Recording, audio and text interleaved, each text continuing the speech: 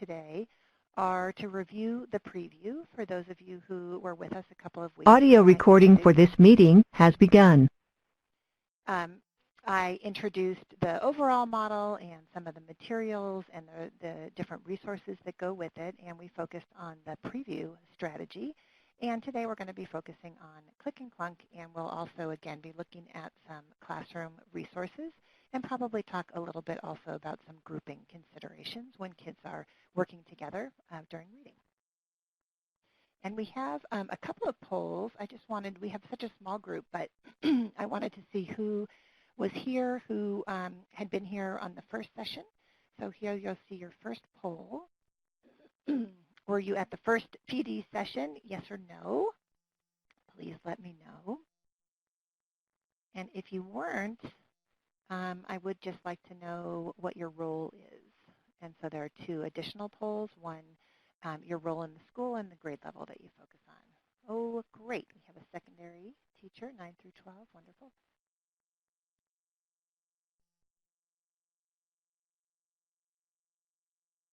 Okay, so it looks like, let's see, they're coming in. We have some specialists. And actually, if you wouldn't mind, the 4 specialist teachers, can you just put into the chat feature what kind of specialist you are? If you're a special education teacher, a reading teacher, ELD, that would be great for me to know. And as soon as I see those, we can move on. 4th and 5th grade teachers, excellent. Okay, high school special education. This is going to be wonderful for you. Inclusion teacher, that's Allison, great. Reading, terrific, good. Okay, so let's get started. We'll talk a little bit about preview, and I know that the webinar was recorded, and I'm also going to show you at the end some of our online resources. So if you wanted to go through independently a professional development training module on the CSR preview, you can do that on your own through our free website. So that's just something to keep in mind. As a review, the CSR preview is, it has a set of steps, and all of the strategies in CSR have a similar set of steps, and that's so that the teacher and the students become familiar with a routine that is repeated regardless of the reading. So as a review, the preview strategy involves, it's led by the teacher, and the teacher begins by stating the topic. Today we're going to read about blank, today we're going to learn about, and then students spend just a couple of minutes brainstorming what they already know about the topic, and the teacher is going to give students a question that will guide them or focus them, hopefully to make some connections with what the topic is about.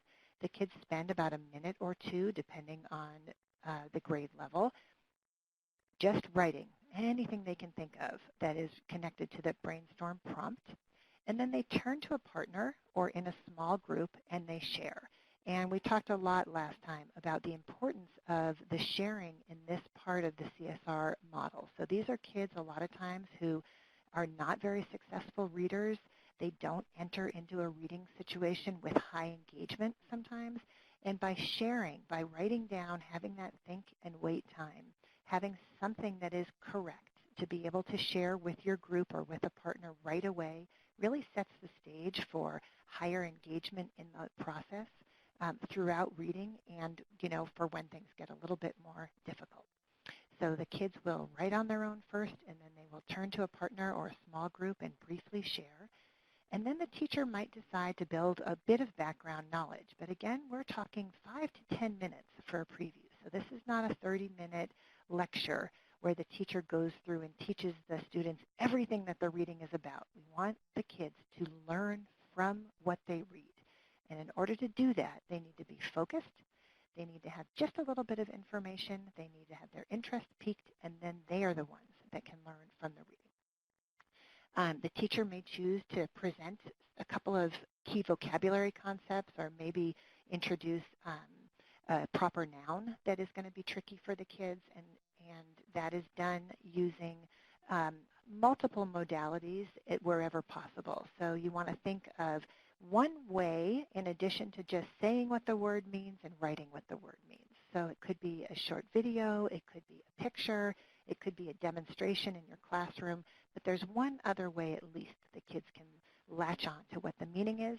And you also want to go into the text and flag those key vocabulary words. So when the kids come to them while reading, they'll recognize them.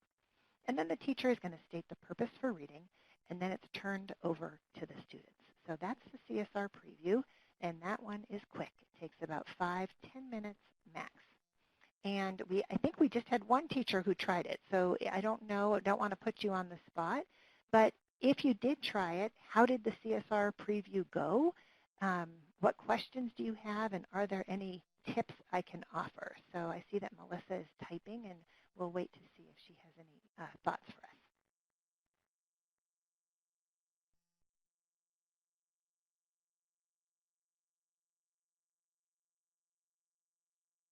Okay, or maybe we are not going to have some insights, but do know that you can, be great to try the preview, and it would be great to debrief it.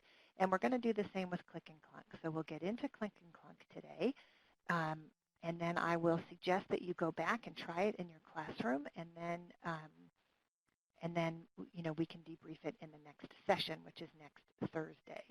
So here is the model for collaborative strategic reading. We have pre-reading activities. That's the CSR preview that we just talked about. We have during reading strategies. So the two during reading strategies are Click and Clunk and Get the Gist. Click and Clunk is a metacognitive strategy that really helps kids understand to monitor their reading and then to take some action when understanding breaks down. And Get the Gist is a main idea strategy. And as we talked about last time, we're going to break the text into generally 3 sections. It might be 2, and sometimes it might be 4. But prior to reading, the teacher is going to break the text into sections, and then students will read one small section, and then they will stop, and they will do the Click and Clunk strategy and the Get the Gist strategy that we'll talk about next time. So let's get into it. And we use that icon, that key. This is sort of unlocking the meaning of the text. That's why I have it there like that. So what happens when you're reading? When everything's going well, things click. And, sometimes teachers use the analogy of cruise control and a traffic jam.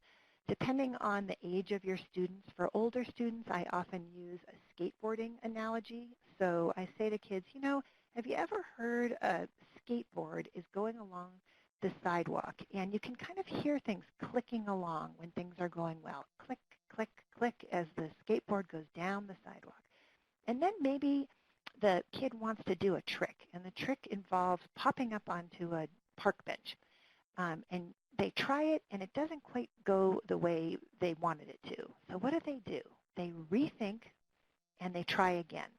And that is how we want to think about the Click and Clunk strategy. For younger kids, when you're trying to explain to them, you might use, a story about putting together a toy train set. And you get your tracks all set up, and then you put your train on. And if you don't have the tracks set quite right, you might have the train clunk, it falls off, and you have to make a repair. You have to do something differently to get that train to go nicely around the track. So that's what we're doing with reading. When things are going well, when you read, you click along, you're barely thinking about anything. But if you don't understand something, clunk, you got to stop and take some action. So probably all of us can think of a time when you didn't understand something you read. What were you reading? Why did it happen? And what did you do about it? So more advanced, more proficient readers usually take action. They make some decisions when understanding breaks down. And I can think recently of a time when I was reading and understanding broke down. So I happened to be reading the new Jonathan Franzen novel called Purity. And it's, 500, getting up into 600 pages. And I was reading the other night, and I noticed that there's one particular character that I just don't care for. His story doesn't resonate with me. And so there I was reading along, and I just kind of, spaced out. I was doing other things. I think I was working on my shopping list for the next day. And then I got to the next section of text, and I realized I was missing some important information. So I thought, oh, I need to go. I missed something in that section I wasn't paying attention to, and I've got to go back and reread. I need to repair my understanding so that I can continue reading and not have it interrupt my comprehension. So that's what we're trying to get kids to be better at, because many kids get to the bottom of the page, they don't know what they read, and they really don't have any strategies to figure it out. And this only is meaningful when stuff gets hard. Things that are automatic, it's not quite so important. So let's think about why understanding does break down. Often it's because the text is too difficult. So the sentence structure is confusing. Sentences are very long. They have a lot of commas and clauses and descriptive words, and kids just get lost, and so they tune out. The vocabulary could be too difficult. The content, it's so unfamiliar that you just feel like you don't have much of a chance of understanding. Those are some reasons. And sometimes you're just not paying attention. So, maybe you're tired. Maybe you're hungry. Maybe you're preoccupied. Something happened the period before or during recess, and you're upset about it, or your mind is distracted and it's hard to pay attention. I put in here, maybe you're an adolescent. You just never know with adolescents when they're going to be on and when their brain is going to be really focused on some other things that are going on. Maybe you're in a noisy or a stressful environment. It's very difficult for you to focus and concentrate. It could be, and it's very likely, you're not interested in what you're reading. So in my example that I just gave about the Jonathan Franzen novel, that I think is what happened to me, is I just wasn't interested in that character, and so, I lost my understanding. And sometimes you lose your train of thought, you lose your focus and concentration when you don't know why you are reading. And I think this is something that happens to students a lot in classrooms, is they know that they are supposed to do something, and they just don't know why. Either they missed the explanation or it did not connect for them, and that can be very problematic. So these are the reasons why understanding might break down. And what we want to do is get kids to focus in a little bit more by using metacognition. So metacognition, as you know, is thinking about your thinking. It has to do with monitoring understanding. It has to do with selecting an action. What are you going to do? How are you going to do it? Why and when? And then in addition to selecting that action, you actually have to do it. So if you got to think to yourself, I don't understand what I just read. What am I going to do about it? And now I'm going to take that action. And researchers who have looked into metacognition have actually found that people in general are not particularly metacognitive. So we don't want to blame it on kids who are having difficulty reading, because all of us are not particularly metacognitive, especially when we're not being successful at something. So a few of the areas that have been researched when people are taking tests, and these are adults, by the way, writing grammatically, thinking logically, medical lab technicians' knowledge of medical terminology, problem-solving skills. These are areas where people tend not to be very metacognitive when things go wrong, and the list goes on and on. And the quote says, people tend to be blissfully unaware of their incompetence. Insight about deficiencies in their intellectual and social skills. They lack that insight about what went wrong. And although this is kind of a negative way to think about it, I do think it's important that if we need to take action, we made a mistake, we need to be aware that a mistake happened, and we need to know what to do about it. If people lack the skills to produce correct answers, they are also cursed with an inability to know when their answers or anyone else's are right or wrong. And essentially what the take-home message here is that metacognitive abilities, metacognitive skills really are needed in order to be successful in a lot of different contexts, reading being just one of them. So how do we help kids to be more metacognitive while they're reading? One of the ways that we can do that is by teaching them a strategy for how to be more metacognitive that they will get some success out of. So the first thing we do is we tell kids and we practice while reading, monitor your understanding. Start to think about what makes sense and what doesn't make sense.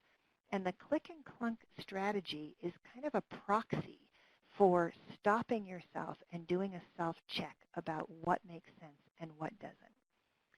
So the second step, after reading a section of text, stop and identify any words or ideas that you do not understand. Write those clunks in your learning log. And those of you that were here last week know what the learning log is, and those that weren't, you can find it on the website that I'm going to show you, and it's also in the handouts file, I think, for all of the webinars that go together. The third step, you're going to work with your group to use FixUp strategies to figure out the meaning of the unknown words or ideas. And then you're going to note which strategy you use. So you're going to circle the strategies in your learning log. And then, this is a really important step, you're going to put the definition back in the sentence to be sure it makes sense. So before you continue, you're going to find those words or ideas that are confusing. You're going to talk about them with your group and figure out what they mean. And then you put that definition back in the sentence to make sure it makes sense.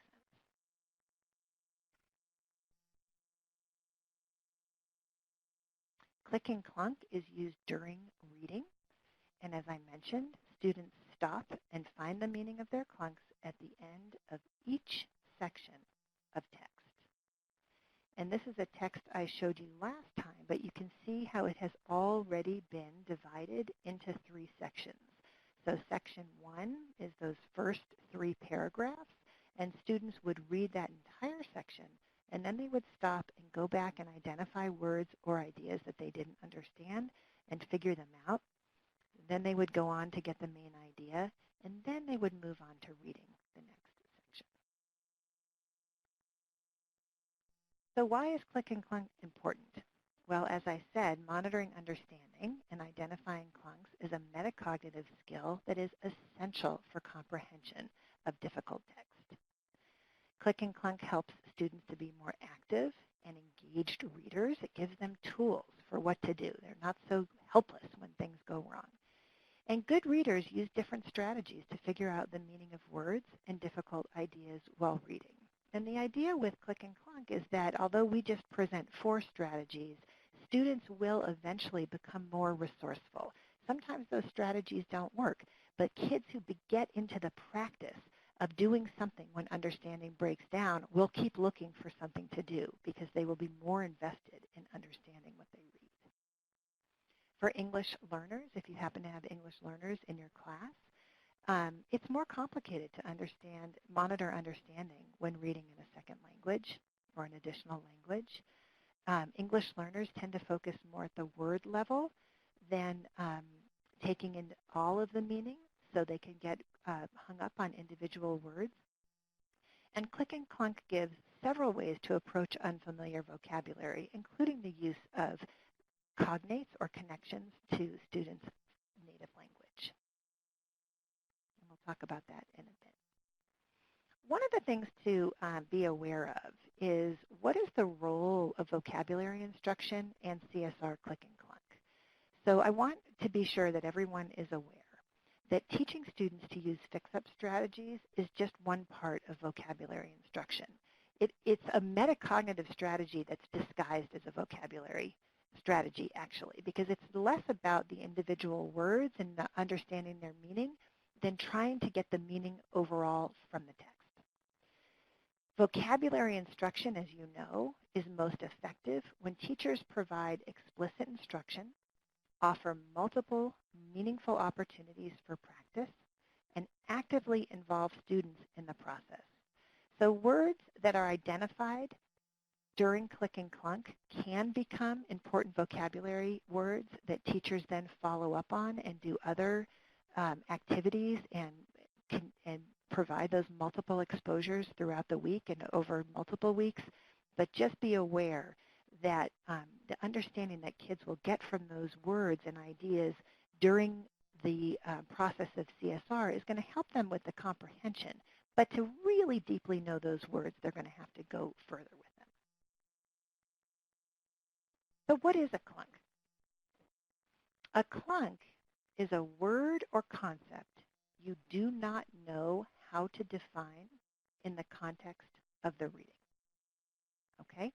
So you're going along and there is some word or group of words that you do not know how to define. And it's not what you can define in your head, for kids anyways, because we can't see inside their head. It's you have to be able to come up with a verbal definition and be able to write that definition down on paper. If you can't do that, then it's a clunk. A clunk is not a proper noun.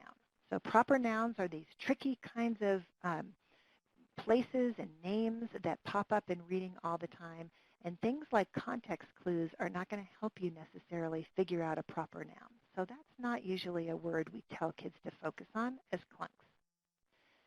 A clunk is also not a word you know but can't read correctly.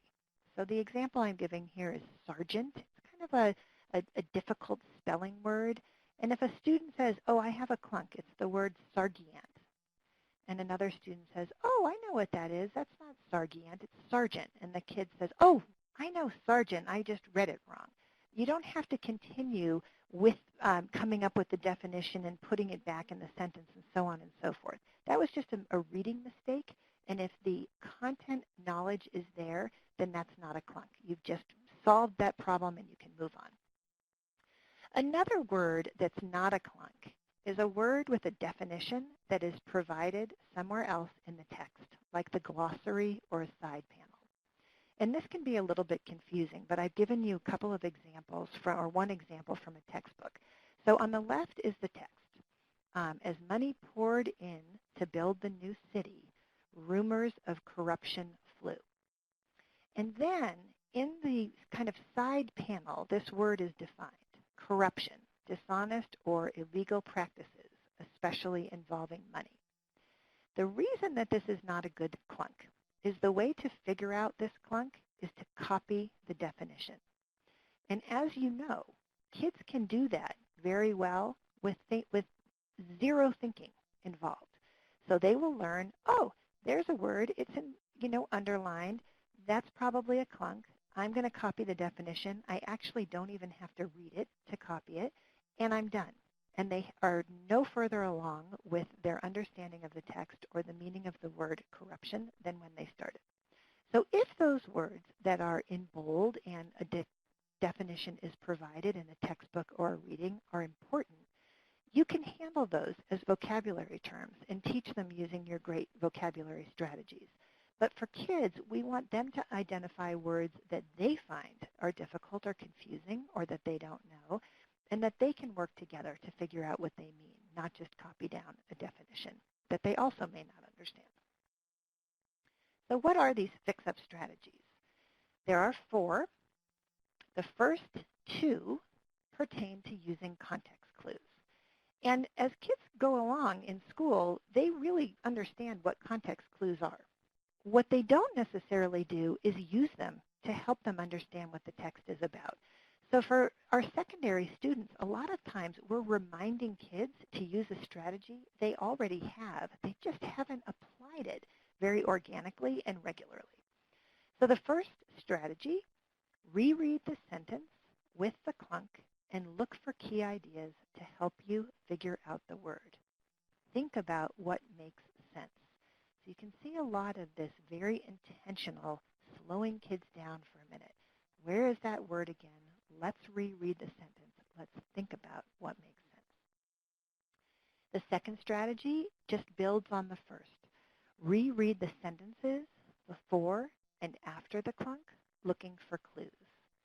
And that can be expanded to just looking for other places, or it could be the paragraph before, another place where that word is written in the text. But what we're doing is just opening the lens a little bit to see if there's more meaning that we can glean from the text to help us. The third strategy involves morphemic analysis, and here you're going to break the word apart and look for word parts, prefixes, suffixes, root words, or other smaller words you know. And the final FixUp strategy, look for a cognate that makes sense. And a cognate is a word that looks the same or similar and has a similar meaning in more than one language, in English and another language. And we will talk about cognates in a minute. Now, cognates really only work if you have another language that you speak, but it doesn't hurt. If you only have one language and somebody else has more than one, they can use cognates and they can help their colleagues in the classroom figure out words.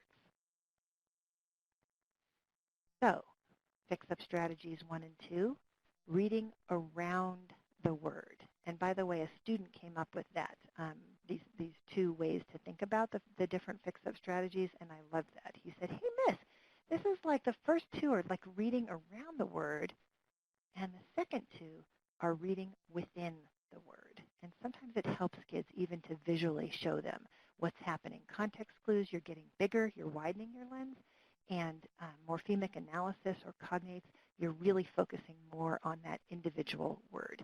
And it works the same for the ideas too. So let's see a video of some students using the Click and Clunk strategy. They are reading the Earth-Friendly Fabrics reading that I just showed you a few minutes as our example text.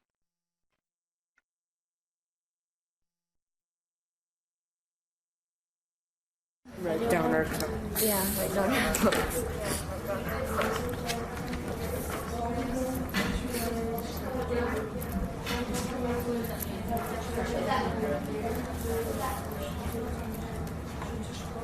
I have mine. Noxious. You know what it is? Correct me. What does your plan? Noxious. Isn't it a feeling you get or like? That's nauseous. Nauseous is like when you want to throw up. It's like it's a chemical that kills. Okay, let's reread the sentence. Cotton plants, for instance, are often smothered with noxious chemicals to keep away bugs and weeds. Noxious. So it's a chemical. So it's like something bad if it kills the bugs and weeds. Something that Bad for the kills. environment. Yeah, because it's something that's not good. Something that kills. It's like toxic.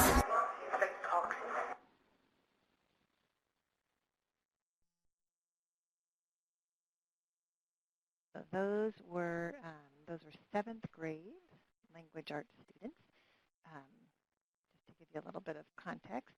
So what do you think? Use the chat feature and write down any brief thoughts that you have about what you saw in the video. You could answer one of these questions or just write down a thought if something comes to you. What did you like? What questions do you have? How will the Click and Clunk strategy help your students? So I'll give you just a minute or two to get your thoughts down and I can comment on them.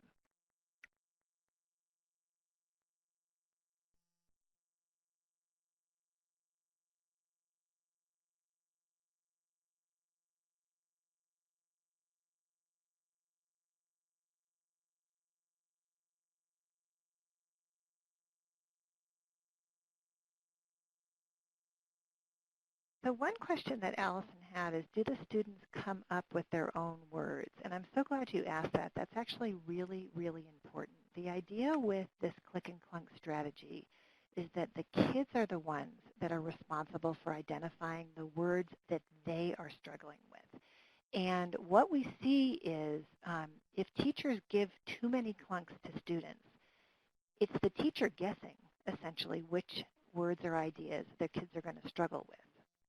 And it becomes, again, more passive. I'm going to wait for the teacher to tell me what to do, to tell me which words are important. So if we have it being generated by the students, they're going to pick out the words that they really feel need to be resolved. So that's a great question. Now, what teachers can do is they can have a list of possible clunks. So if a student says, I don't have any, then the teacher might say, oh, well, do you know what this word means? Or tell me what that word means, just to do a little bit of a check if kids aren't reading too closely. It's true that the kids really help each other, and in fact, I would say for the most part, this is the favorite strategy of kids. And one of the things teachers have to do is actually stop them from, they just want to, go crazy with clunks and just go one to the next. They really love to discuss it, and they like the problem-solving aspect of trying to figure it out. So it can be, a really great way to promote productive group work. Kids seem to naturally want to work well together when they're talking about clunks. There's a question about grouping, and I'm going to hold that one because I'm going to talk about that at the end of the session today. And yes, so grouping is always teacher selected. I don't want to say always. Let me say almost always and highly recommended that the groups are chosen by the teacher, and they are heterogeneous. So there are mixed interests, mixed reading abilities, mixed social skills, and group work skills in those groups, so kids can work together. And the kids definitely are coaching each other. One of the things that I like about this particular example is if that student had raised his hand in front of the whole group and said, oh, I know what noxious means. It means like when you want to throw up. People might have laughed at him. It really could have been very embarrassing, and it could have made him not want to share in the future.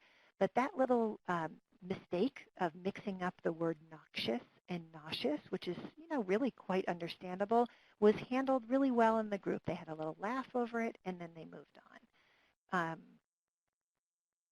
And the kids are kind of sorting it out. So one of the things you notice is they're almost rehearsing what the definition is. They sort of say it a few times, and then when they all feel good, then they write it down. Okay, so let's look at a couple of examples, and thank you very much for using that chat feature. I'm going to ask you to do it, I think, maybe once or twice more. So let's look at these different. So remember, FixUp strategy number 1 is just rereading the sentence. And if you know what, if kids can do that every time, they are going to be so far ahead of where most of them are right now. I'll tell you that's for sure. In the summer, the birds molt or lose their feathers. We have a word or that is helping because it's signaling that a definition is going to follow. And you can see that by rereading that sentence, most kids are going to be able to see that molt means to lose your feathers. Peregrine falcons are raptors or birds of prey. That's a very similar example. Now in this next example, a snake's body is very supple. It can bend easily. It can fit in small spaces. So here we have another issue, and that is by just reading that one sentence, it doesn't give us enough context for what the word supple means. It could mean rigid, it could mean scary, it could mean anything. But if you keep reading a little bit more, it can bend easily, it can fit in small places. That gives a much better definition of what the word supple means. In the early days, gold was transported in wagons. So here we have more than one FixUp strategy going on. So we have FixUp strategy 1. We do have some hints that something was happening with gold in these wagons. And, carry, something like that, could be a word that would come out of that from the context of that sentence. But we also have some important word parts. So the word trans means across, and port means carry. So if you are working with students and you're teaching prefixes and suffixes, so if you're a content area teacher, your kids are learning prefixes and suffixes and roots in some of their classes, those can be used in CSR to help kids figure out word meanings. And in the resource booklet that kids are given, and I'm going to hopefully have time, or I'll at least show you where you can find it. All of these handouts for students can be downloaded from the website, and you can also, if you're interested, you can buy a toolkit that has a flip book with resources for kids, including the FixUp strategies and including common prefixes and suffixes and so on. I always have liked to give my students papers that they can write on. So there are a prefix list with the most common, but then there are blank slots at the end of it. So if we come across one that's important, but we don't know the meaning, we can add it to our list, kind of like a make your own dictionary. In the next example, the Department of Motor Vehicles requires a thumbprint to get a driver's license. Here we simply have a compound word, but sometimes kids don't recognize them and that can hang them up. But by rereading and realizing, oh, a thumbprint, I get it, then they're set. And the fourth one invokes a cognate. So students should participate during class. If you have students who speak Spanish in your class, then participar might be a way that they will be able to figure out what the meaning of that word is. So common prefixes, and depending on what age group you're teaching and what content area you focus on in science, sometimes we have teachers who will just give kids common science prefixes. Or you can, there are lists of 100 most common prefixes, and those are available on the website. Some suffixes. These are a little bit hard, but they do tell you what kind of word it is. So for example, EST means most, and then there's example largest, the most large. And roots. And then we get to this FixUp strategy number 4, cognates. So let me talk a little bit more about that one. So cognates are words in 2 languages that share a similar meaning. 30 to 40% of words in English have a related word in Spanish. And lots of other languages have cognates in English as well. And what we're doing here is we are trying to help students activate the full repertoire of their knowledge. So a lot of times in an English-only classroom, students don't think about what they know in another language. And by being very explicit about that and saying to students, is there a word in your language that sounds like this one or that might be similar? Just having that connection is very helpful for students to be able to draw on other resources. And one of the things that research shows very strongly is it makes kids feel smarter and it makes them feel more welcome. So even if they don't have a cognate that's going to be helpful in that moment, just being recognized for having another language and having another resource is something that can be very helpful. And again, FixUp strategy number 4 is only used with students who speak a language other than English. So here's a list of some example cognates, and these are in Spanish.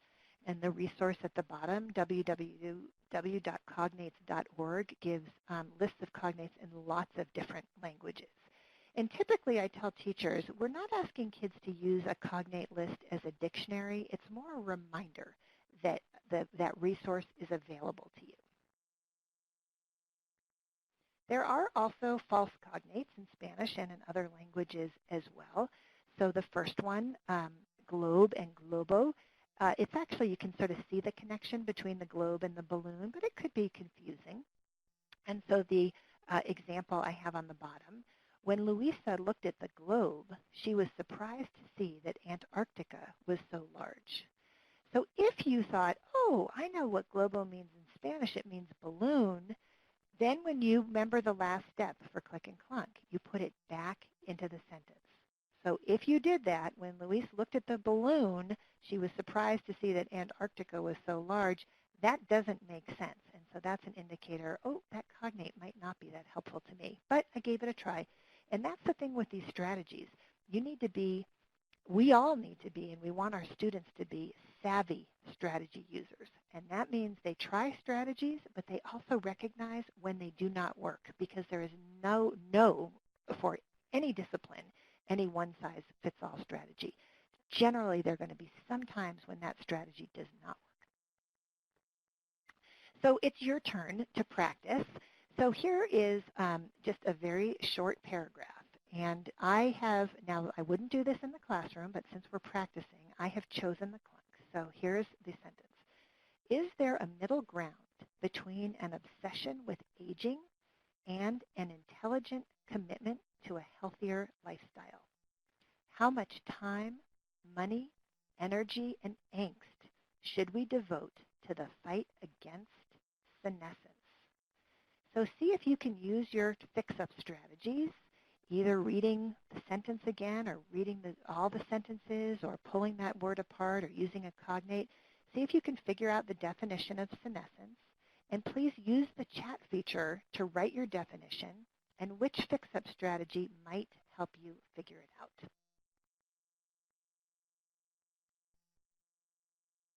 And I'll give you just a couple minutes to think about that.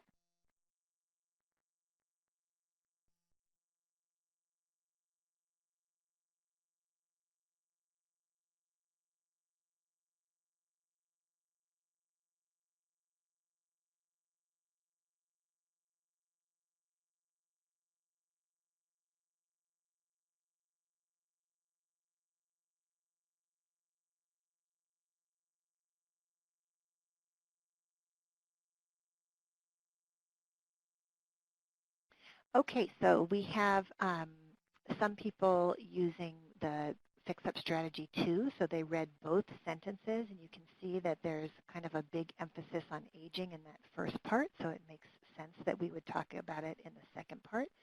I do see one person noticing that they used a cognate strategy, and actually, unless there is a word in another language, that's what the cognate is for. But a similar word, I would say that that would go under FixUp Strategy 3, is that you're noticing a word within that word that's familiar to you.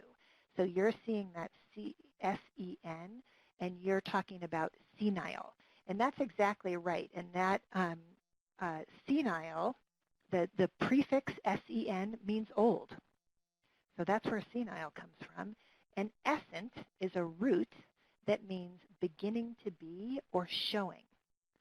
So, you know, if we think of effervescence and other words that have that essence in them, that is beginning to be or showing. So here we have showing aging, beginning to age. And that is exactly what you said. And you can use the sentence before. That's probably the most prominent way. And some people maybe already had an idea. And the other, you know, using the sentence before and also combining it with this understanding, you know, I recognize senile in there. That makes me feel more comfortable that it really means aging.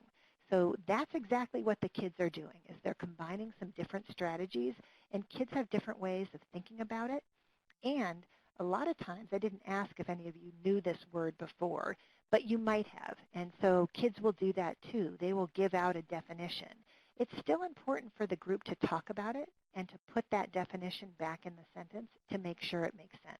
But if there is a student that knows the word, that's very helpful to the group, and they may not need to go through all the FixUp strategies. And when you look on the toolkit in the advanced modules, it does talk a little bit about, well, what do you do if you have a kid who knows every single word all the time?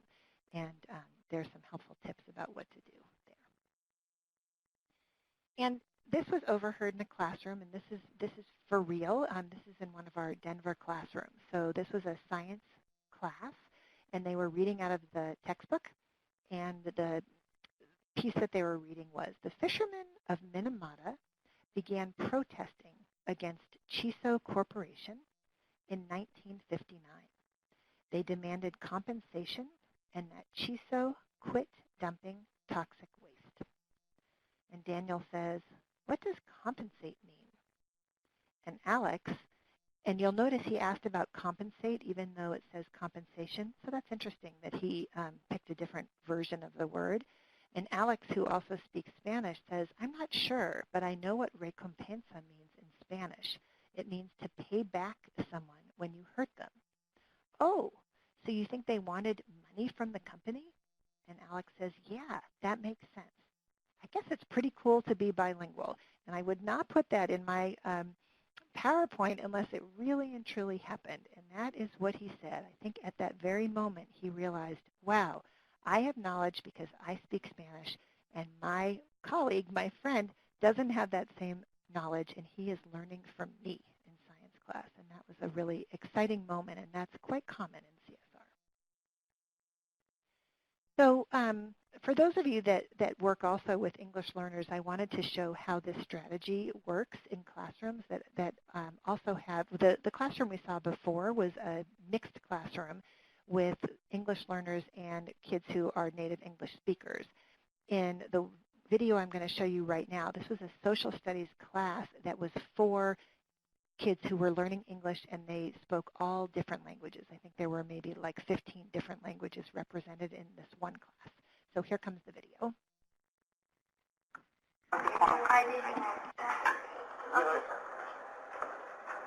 Small talk.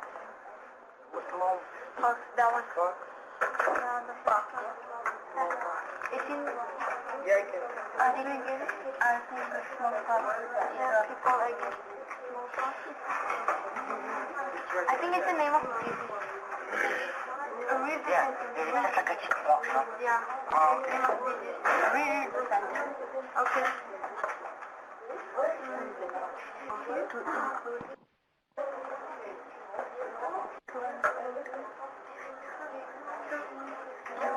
The Chinese discover how to improve people against smallpox. That means, yeah.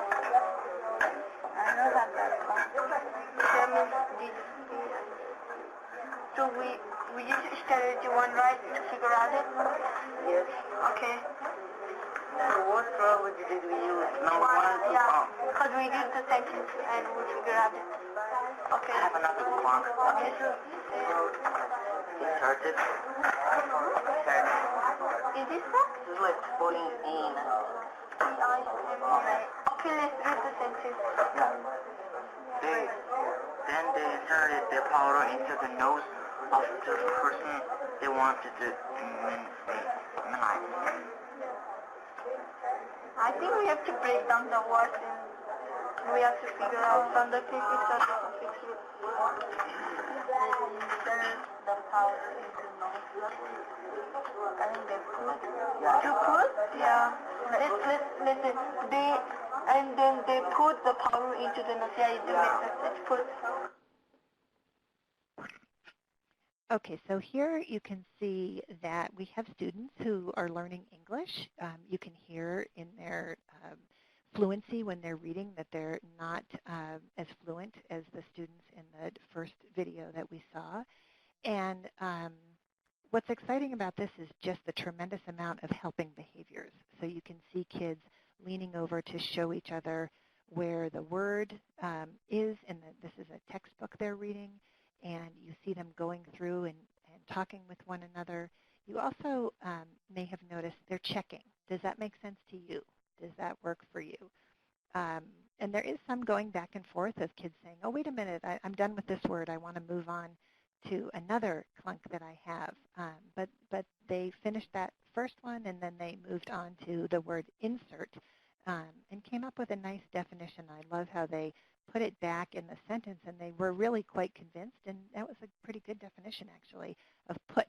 And I think even one of the girls was kind of trying to show how that immunization would go in your nose. So just to give another example of different students using the Click and Clunk strategy in basically the same way, but different contexts.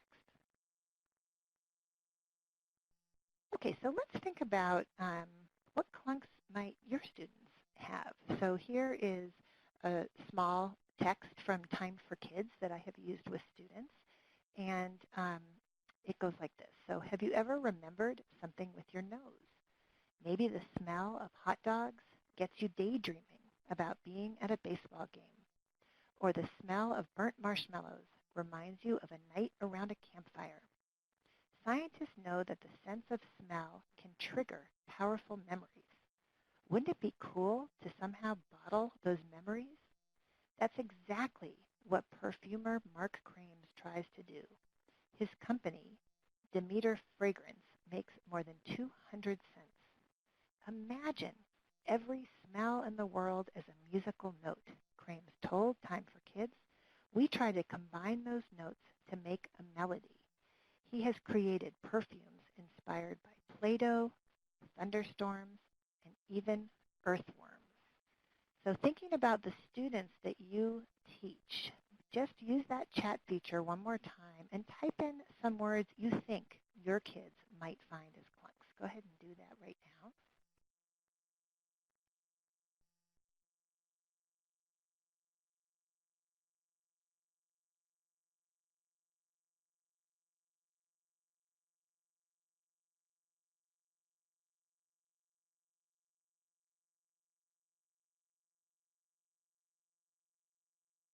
Okay, melody, perfumer, trigger,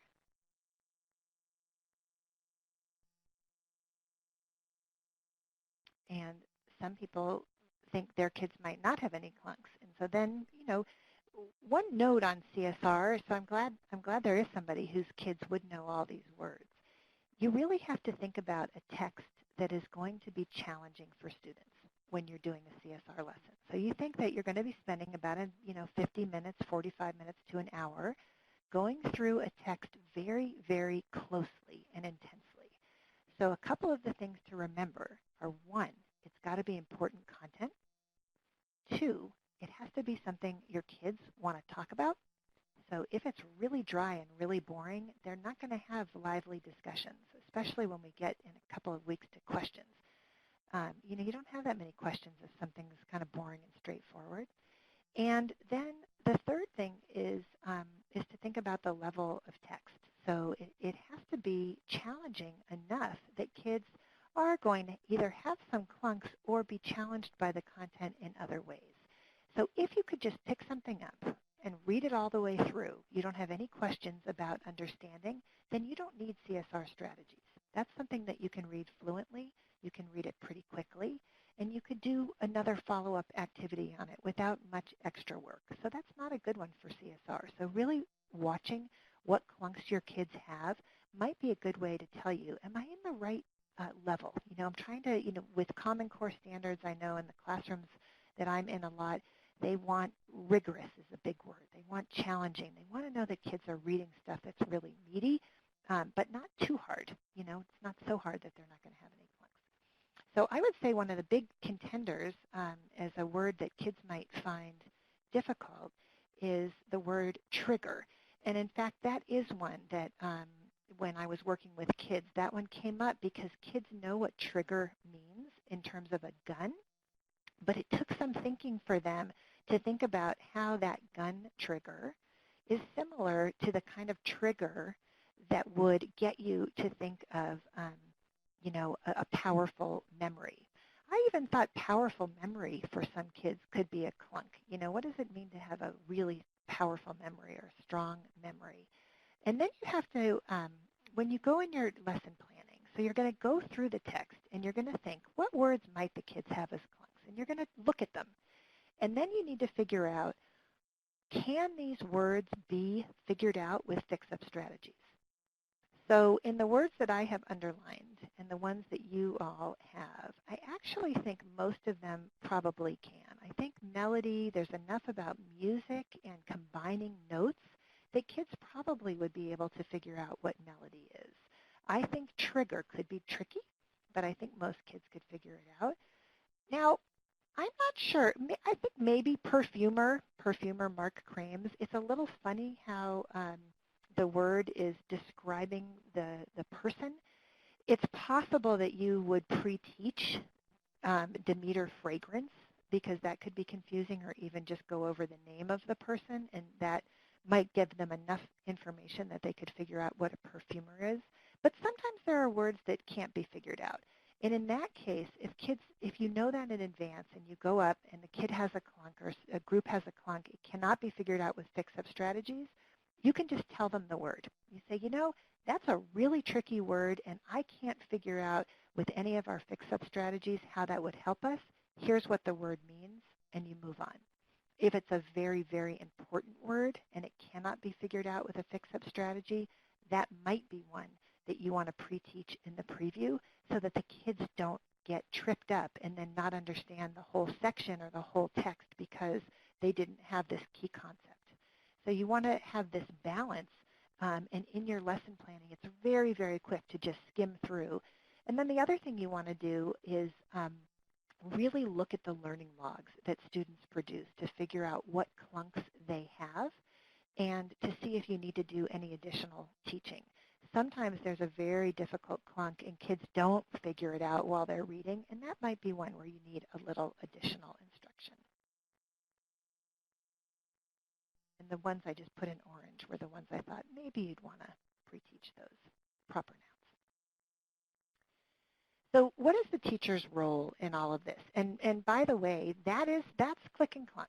That's this very powerful reading strategy that if we can get kids to do it in their small groups and also independently, the engagement and the active reading can almost be a visible shift in the classroom. So you might have those kids that come in and they slink back in their chair, and if you say you're going to read something, they just already eyes are glazed over. In CSR, kids really, we see them leaning in more, we see them more active. Sometimes they're tired at the end of class because they've worked so hard to figure out what the text means. So your role, one of the things we have to do is we've got to help kids be okay with finding clunks. So in some classes, in some contexts, for some students, they are too cool to clunk. They think that they don't, that it would look better if they didn't have any clunks, and it's less work if they have no clunks. So we want to model. We want to show kids where we have clunks in our own reading. We want to recognize students who find clunks that are important and recognize how they have worked with their group to figure them out. You can shift the environment in your class so that kids are not what I call too cool to clunk. As I mentioned, you can prepare a list of possible clunks to offer students if they struggle to find their own. Again, if they cannot define the word, if they can define the word, it is not a clunk. If they cannot define it or they have to use the word to define it, it probably is a clunk. And we don't want to challenge students. So we don't want to get into well, what does this mean? And what does that mean? We want to say to them, tell me the definition of X word as a way to check understanding, but not to face off with the student. We want to support kids to use a variety of FixUp strategies. Many kids become overly reliant on context clues, and they forget the morphemic analysis or breaking words apart, and that's important. We want to encourage students to use their group members as resources. We're going to review that key vocabulary in wrap-ups or in subsequent lessons. And we might have homework or follow-up activities that are going to reinforce those keywords or key clunks that you identify or that kids identify. Another thing that you want to do is you really want to consider how you are approaching your student groups. So the kids are working and they're talking to each other. The teacher does not come in and interrupt. So it's really a lesson in patience for teachers because kids will model the behavior that you show to them. So if you come in and you interrupt the conversation, you're going to leave and you'll see them interrupting each other. So the first thing to do is really to listen. And then when you give your feedback, you want to, as much as possible, promote collaboration among the group. And I think we have time for this last video. So this is a teacher who's going to help the kids work through the clunk. She's going to give important support, but she's going to be helping them. So here comes that last video of the day.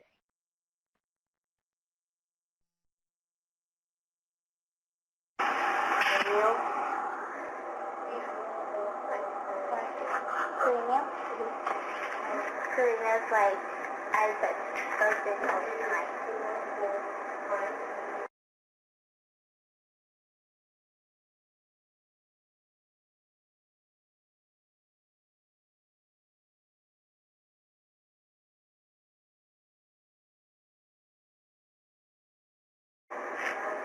So that's perennial ice, so the word perennial that we're trying to figure out. Perennial ice is like it's always frozen. You think about annual ice and perennial ice, something that's perennial. Something that's multi, like it goes on for like a long time. How do you know that? Because like after perennial, as you call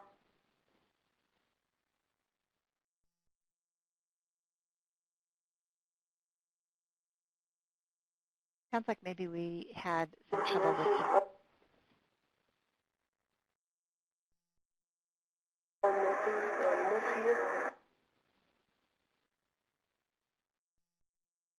And Molly, we can just stop the video. If it's not working, that's okay. Okay, thanks.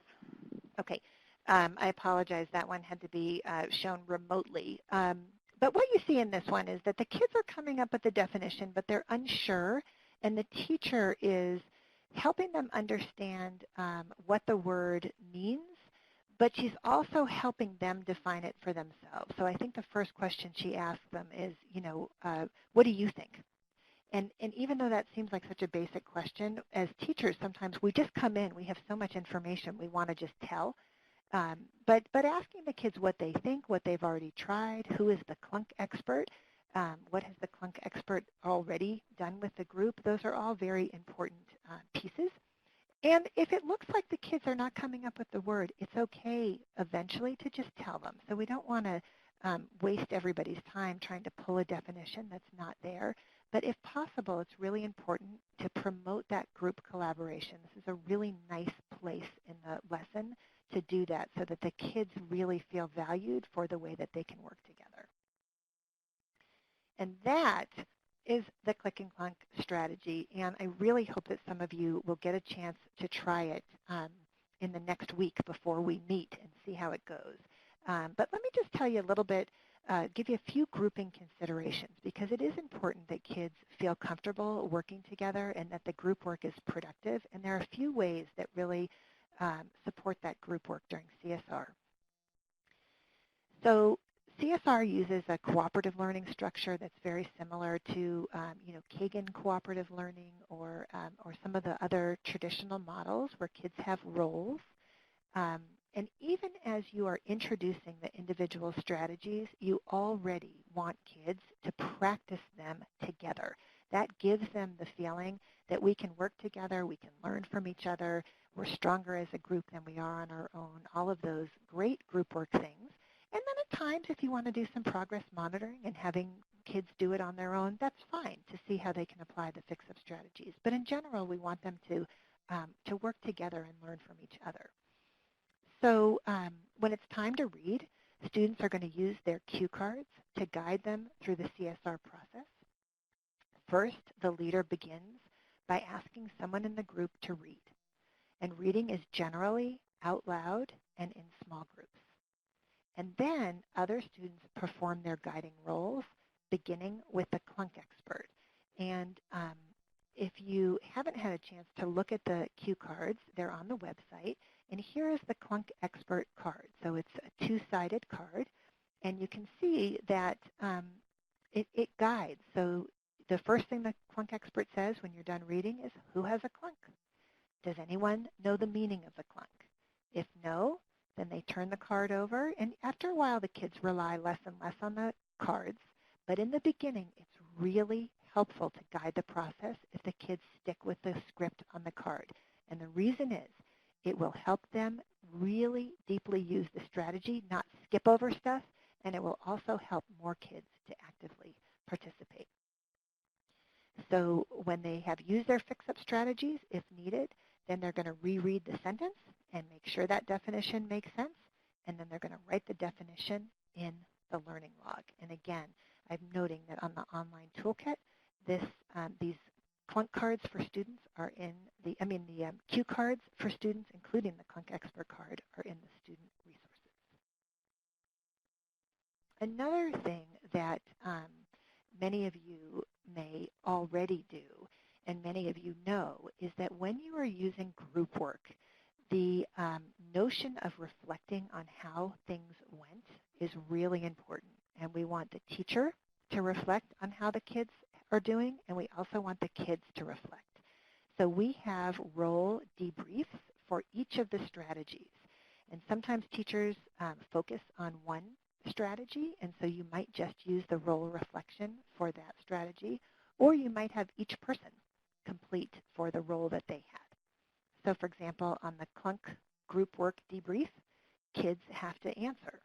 We all have Clunks and definitions in our learning logs. Yes, sometimes, and not really. And then they go down. And actually, if you notice, all of these debriefs are things that are part of the Click and Clunk strategy. So if the kids are doing all of these, chances are they're doing pretty well. And then they write one thing we did really well today and one thing we could do better next time.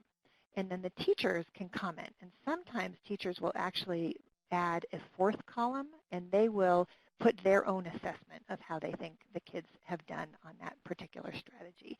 And then you can refer back. So before you start the next lesson, you could take out this debrief and say, okay, remember, look at what your group said they wanted to do better next time, and have that be a focus for your group work today. Someone earlier today asked about grouping. How do we group kids? I didn't ask how long all of you have been teaching, but I do like this comic. So you can see the classroom in the background, and it says, "Can you help me, Mrs. Martin? This wasn't covered in one of my education courses." So the idea here is that grouping is part of an instructional plan. And again, we want kids to be grouped heterogeneously, and we want to think of such things as reading ability, academic achievement, content knowledge, language level, who works well together, if kids have any special learning needs or they need access to technology or they need to be in a certain part of the room. Are there certain kids who are bossy or easily off task or quiet or independent? And you can do this in a very organized and systematic way where you list out your students. Sometimes the very first way you list them is by reading level, using some assessment data that you have. And then you're going to put anything, any notation beside them. So we have Janice, who's this third one, who is gifted and talented and also has a disability label of attention deficit hyperactivity. And then we have a student who was an English learner but has been exited. And the A and P, these are kids who are advanced on the state assessment, partial proficient and partially proficient. And the key here with the grouping is that you want to not group number 1 with number 10, because sometimes those kids academically are very far away from each other and it might not be productive. What you want to consider perhaps is that Juanita and Jillian might be in a group together. They're a little bit closer. So we still have a range of levels, but we don't have kids who are struggling the very most in the class with your kids who are the most advanced in the class. And ultimately, once you use all of these systematic ways to group your students, you want to look at the groups and you want to see, do these groups look like they're going to work? Have I inadvertently put 2 kids together that don't work well? And I was just in a class earlier this week, and there were several kids that were in pairs while most of the class was in groups of 4. And the teacher was reflecting how well those pairs were working. Those were kids that were really struggling to work productively in their groups. And by putting them in that smaller pair for a while and getting them comfortable working with one other person, that was a really nice way to keep it collaborative for them, but take the pressure off of having to perform and hold it together in the entire group. So I'm looking at the clock. I'm going to just very quickly show you where to find the materials to try CSR. And if you have any questions, you're welcome to even ask them while I'm showing you this. But this is the CSR toolkit for those of you who were not here last time. The website is right here, toolkit.csrcolorado.org. All of the materials were developed with federal grant funding. They are free for all teachers and educators. The very first time, you need to create a login and create an account, and it's going to ask you a few questions, and then once you have that, you can use anything on there that you want.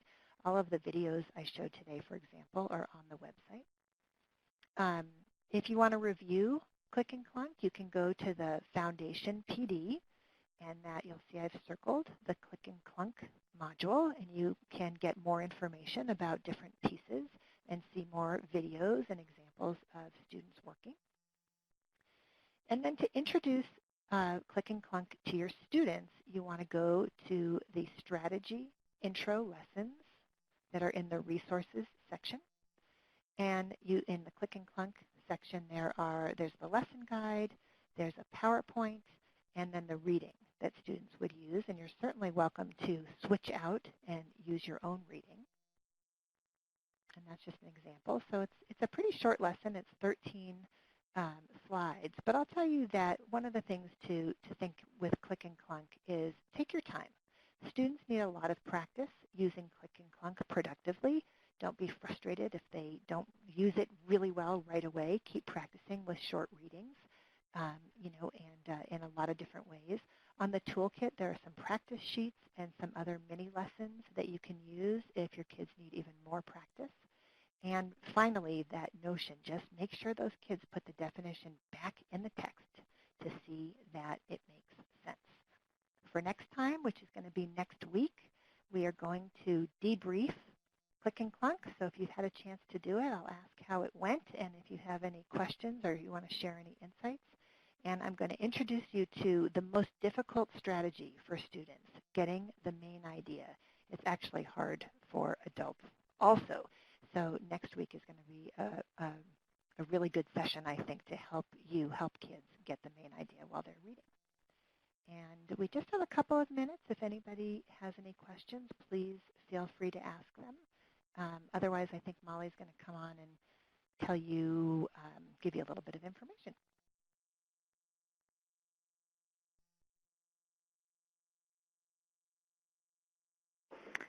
Thank you so much, Dr. Boardman, for another great presentation. I see Joanna is typing, so we may have a question or two here.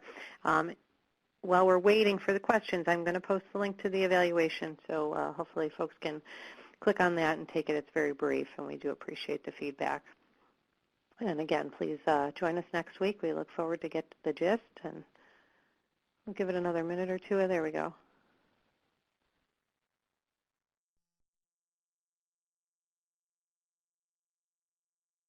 Okay, within the learning structure, why do you recommend reading out loud as opposed to silent reading? So that's a really great question. And the reason we recommend reading out loud is we want kids to have more eyes on text, and we want kids to be able to access the high-level content even if they're not great readers. So in some classrooms where you've got some kids with learning disabilities and kids who are English learners and kids who are not as proficient, they may not do as well with silent reading. So you can have them all whisper read together. You know your class the best. Some teachers do have kids read silently, but in general, we do recommend that kids read the text out loud. Everybody has the text and everybody follows along. Some teachers even do ask for that whisper reading so that everybody is, reading out loud. They're just sub-vocalizing some of them. I hope that helps.